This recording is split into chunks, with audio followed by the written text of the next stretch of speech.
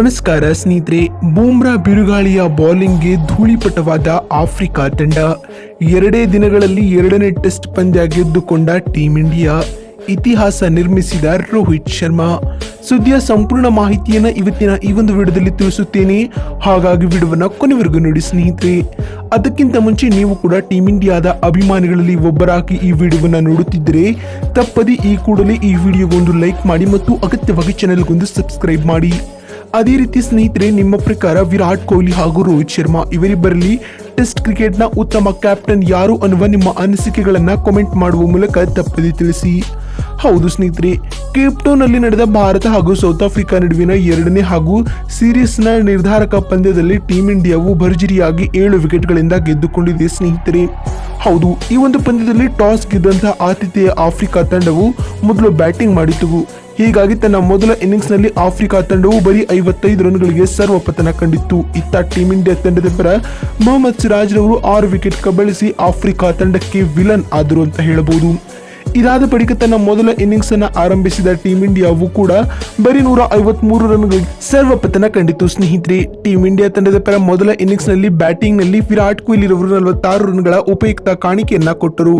ಇದರೊಂದಿಗೆ ಟೀಂ ಇಂಡಿಯಾವು ತನ್ನ ಮೊದಲ ಇನ್ನಿಂಗ್ಸ್ ಅನ್ನು ಮುಗಿಸುವುದರ ಜೊತೆಗೆ 98 ರನ್ಗಳ ಮುನ್ನಡೆಯನ್ನ ಪಡೆದುಕೊಂಡಿತು ಸ್ನೇಹಿತರೆ. ಇದಾದ ಬಳಿಕ ಈ 98 ರನ್ಗಳ ಹಿನ್ನಡೆಯೊಂದಿಗೆ ತನ್ನ 2ನೇ ಇನ್ನಿಂಗ್ಸ್ ಅನ್ನು ಆರಂಭಿಸಿದ ಆತಿಥೇಯ ಹರಿಣಗಳ ಪಡೆಯು ಮೊದಲ ದಿನದ ಆಟದ ಅಂತ್ಯಕ್ಕೆ 17 ಓವರ್ಗಳಲ್ಲಿ 62 ರನ್ಗಳಿಗೆ 3 ವಿಕೆಟ್ ಕಳೆದುಕೊಂಡಿತ್ತು. ಇನ್ನು ಆಡಮ್ ಮಾರ್ಕ್ರಮ್ ರವರು 2ನೇ ದಿನದ ಆಟದ ಆರಂಭದಿಂದಲೂ ಪರಿಸ್ಥಿತಿಗೆ ತಕ್ಕಂತೆ ಬ್ಯಾಟ್ ಬೀಸಿದರು. ಇದರ ಪರಿಣಾಮವಾಗಿ ಇಂಡೋ ಆಫ್ರಿಕಾ ನಡುವಿನ 2ನೇ ಟೆಸ್ಟ್ ನ 2ನೇ ದಿನದ ಆಟದಲ್ಲಿ ಸ್ಫೋಟಕ ಶತಕವನ್ನ ಬಾರಿಸಿ ಆಫ್ರಿಕಾ ತಂಡದ ಮಾನವನ್ನ ಕಾಪಾಡಿದರು. ಅಂತಿಮವಾಗಿ ಆಫ್ರಿಕಾ ತಂಡವು 2ನೇ ಟೆಸ್ಟ್ ನ 2ನೇ ದಿನದ ಆಟದಲ್ಲಿ ಬರೀ 176 ರನ್ಗಳಿಗೆ ಆಲ್ಔಟ್ ಆಗಿದೆ ಸ್ನೇಹಿತರೆ. ಇನ್ನು ಇತ್ತ ಟೀಂ ಇಂಡಿಯಾ ತಂಡದ ಪರ ಬೌಲಿಂಗ್ ನಲ್ಲಿ ಜಸ್ಪ್ರೀತ್ ಬುಮ್ರಾ ರವರು 6 ವಿಕೆಟ್ ಪಡೆದರೆ ಮುಖೇಶ್ ಕುಮಾರ್ ಅವರು ಪ್ರಮುಖ 2 ವಿಕೆಟ್ ಕಬಳಿಸಿದರು ಸ್ನೇಹಿತರೆ. ಇದರೊಂದಿಗೆ 2ನೇ ಟೆಸ್ಟ್ ಪಂದ್ಯವನ್ನ ಗೆಲ್ಲಲು ಟೀಂ ಇಂಡಿಯಾಗೆ ಬರೀ 79 ರನ್ಗಳ ಸುಲಭ ಗೆಲುವಿನ ಗುರಿಯನ್ನ ನೀಡಿತ್ತು. ಇನ್ನು ಗೆಲ್ಲಲು ಕೇವಲ 79 ರನ್ಗಳ ಸಾಧಾರಣ ಗುರಿ ಪಡೆದ ಭಾರತಕ್ಕೆ ಆರಂಭಿಕ ಬ್ಯಾಟರ್ ಯಶಸ್ವಿ ಜೈಸ್ವಾಲ್ ಅವರು ಸ್ಫೋಟಕ ಆರಂಭವನ್ನ ಒದಗಿಸಿಕೊಟ್ಟರು. ಮೊದಲ ಎಸೆತದಲ್ಲೇ ಬೌಂಡರಿ ಬಾರಿಸುವ ಮೂಲಕ ಖಾತೆ ತೆರೆದ ಜೈಸ್ವಾಲ್ ರವರು ಕೇವಲ 23 ಎಸೆತಗಳನ್ನ ಎದುರಿಸಿ 6 ಬೌಂಡರಿಗಳ ಸಹಿತ 28 ರನ್ ಬಾರಿಸಿ ಬರ್ಜರ್ ರವರಿಗೆ ವಿಕೆಟ್ ಒಪ್ಪಿಸಿದರು. ಇನ್ನು ಶುಭ್ಮನ್ ಗಿಲ್ 10 ಹಾಗೂ ವಿರಾಟ್ ಕೊಹ್ಲಿ ರವರು 12 ರನ್ ಗಳಿಸಿ ವಿಕೆಟ್ ಒಪ್ಪಿಸಿದರು. ಆದರೆ ಜವಾಬ್ದಾರಿಯುತ ಬ್ಯಾಟಿಂಗ್ ನಡೆಸಿದ ನಾಯಕ ರೋಹಿತ್ ಶರ್ಮಾ ರವರು ಅಜೇಯ 17 ರನ್ ಬಾರಿಸಿದರೆ ಶ್ರೇಯಸ್ ಅಯ್ಯರ್ ಅವರು ಬೌಂಡರಿ ಬಾರಿಸುವ ಮೂಲಕ ತಂಡವನ್ನ ಗೆಲುವಿನ ದಡ ಸೇರಿಸಿದರು.